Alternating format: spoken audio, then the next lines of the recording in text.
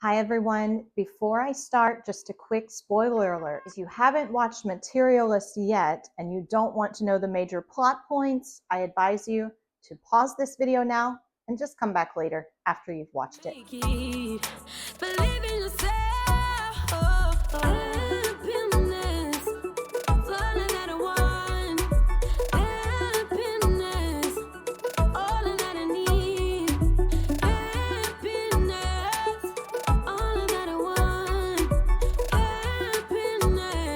Today, I'm unpacking how childhood coping mechanisms shape our relationships, especially through the lens of Materialist.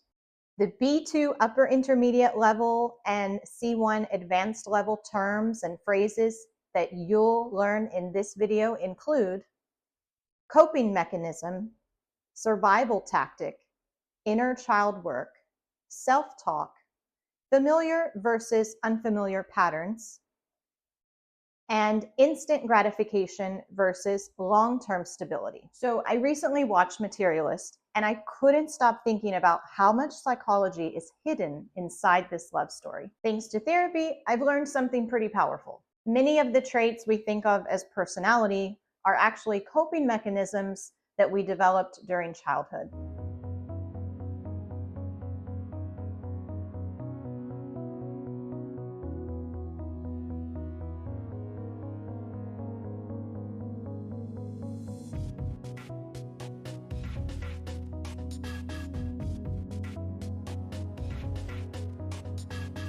These were survival tactics when we were small.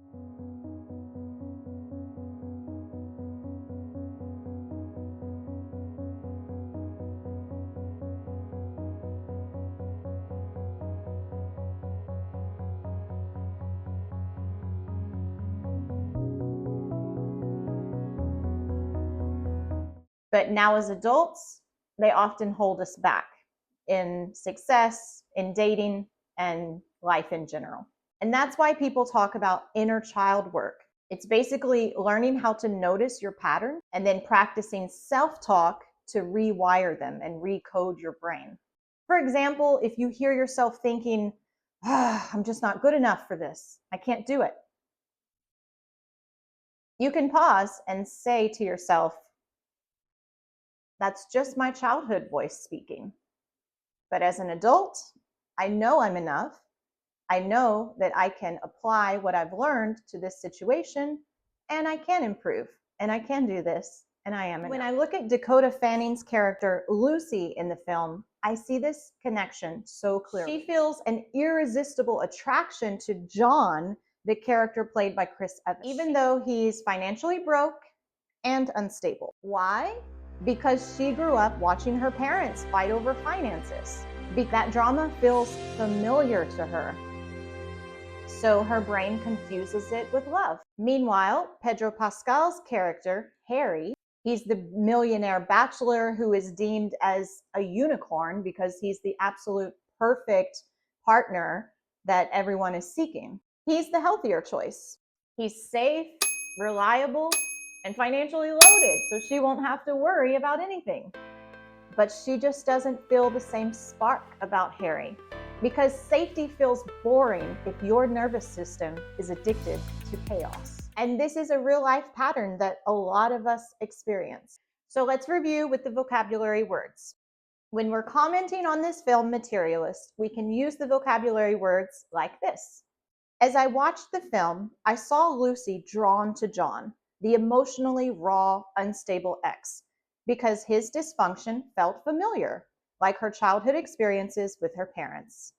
On the other hand, Harry is safe, wealthy, and stable, but that felt unnatural to her system, so she didn't feel love, just ease.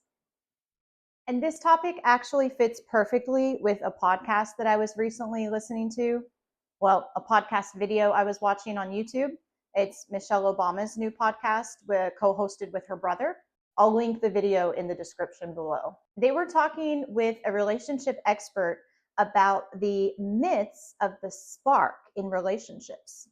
I'm going to share with you the 3 myths that they discussed on the pod. Myth number 1, if this is your person, you'll feel instant chemistry. Not true. Only 11% of people report love at first sight. For most, attraction grows slowly. This is what psychologists call the mere exposure effect, that the more you're exposed to something, the more it grows on you and you start to enjoy it or like it. Myth number 2, if you feel butterflies, it's a good sign. Actually, butterflies are more like alarm bells. Sometimes what really feels exciting is just anxiety. But we confuse it with that comfortable, familiar feeling from childhood. It's that push-pull dynamic. Do they like me? Are they pulling away? That uncertainty creates obsession. And myth number 3, if you start with a spark, it will last. But sparks burn out quickly, and stability is what sustains love long term. Character Lucy doesn't feel sparks or instant connection with Pedro Pascal's character Harry. It's not because he's wrong for her or he's not a good fit for her.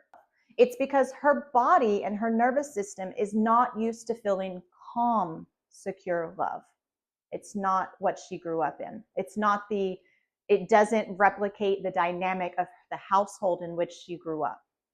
But Chris Evans's character, John, definitely replicates that.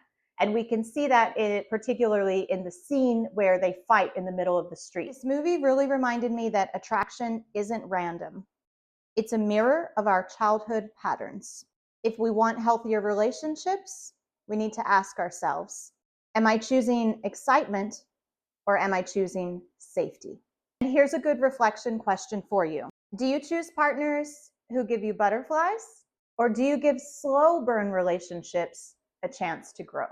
Because sometimes the people who feel boring at first are actually the ones who will give us the real love story we're searching for. Here's another way to say that using the same vocabulary words that we're focusing on in this lesson.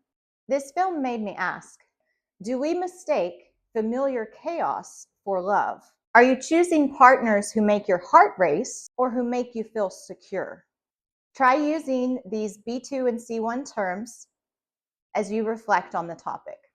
For example, the relationship between the characters Lucy and John felt familiar but unstable and not really safe. If you enjoyed discussing materialists through this psychological lens, don't forget to like, subscribe, and ring the bell for notifications for whenever I upload new videos using upper intermediate to advanced real-life vocabulary to help you understand everyday communication. And comment below if you are more of a spark or slow burn.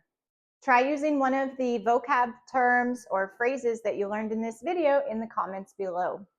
And as always, I'll give you feedback to help improve your English skills.